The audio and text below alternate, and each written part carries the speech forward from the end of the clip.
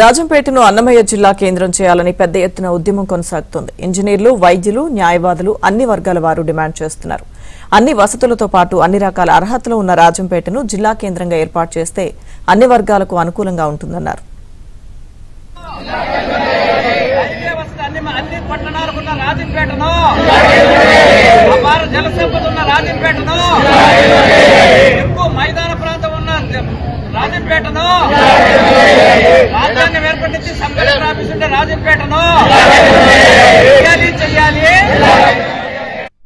చేస్తున్నారు.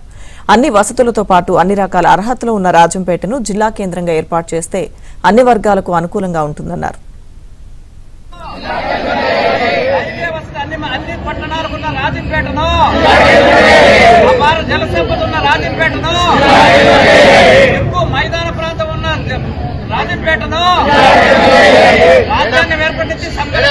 రాజంపేటను